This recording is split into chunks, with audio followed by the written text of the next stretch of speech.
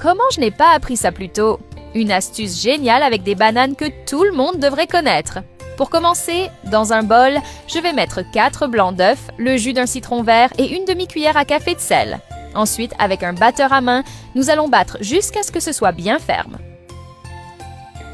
Juste après, je vais écraser 8 bananes coupées en deux dans un plat allant au four en utilisant un presse-purée. Et avant que j'oublie, dis-moi de quelle ville tu me regardes pour que je puisse t'envoyer un salut spécial. Le salut d'aujourd'hui va à Brigitte Girard de Paris, France. Je suis vraiment heureuse que tu apprécies nos recettes. Avec une cuillère, nous allons bien étaler les bananes écrasées au fond du plat. Maintenant, je vais ajouter 4 jaunes d'œufs. J'adore ce genre de recette, simple mais avec une petite touche différente. Ensuite, je vais écraser à nouveau pour tout incorporer. Pendant ce temps, j'imagine déjà la réaction de ceux qui vont goûter cette recette, et ça me motive énormément. Puis, nous allons mélanger un peu plus jusqu'à obtenir une consistance homogène comme ceci. Maintenant, nous allons ajouter 2 cuillères à soupe de chocolat en poudre en l'étalant sur toute la surface.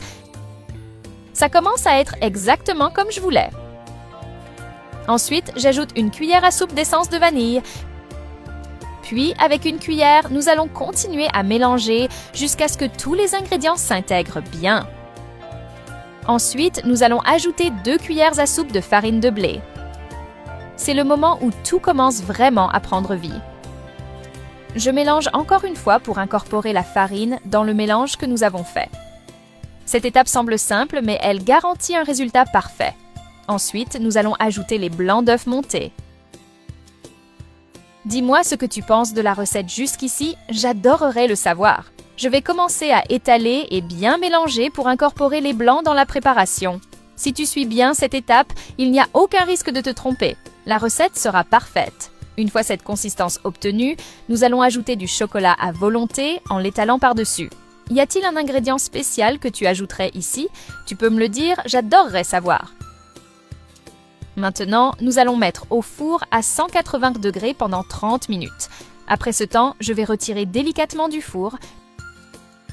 Puis je vais couper un morceau de ce délicieux gâteau et le déposer sur une assiette.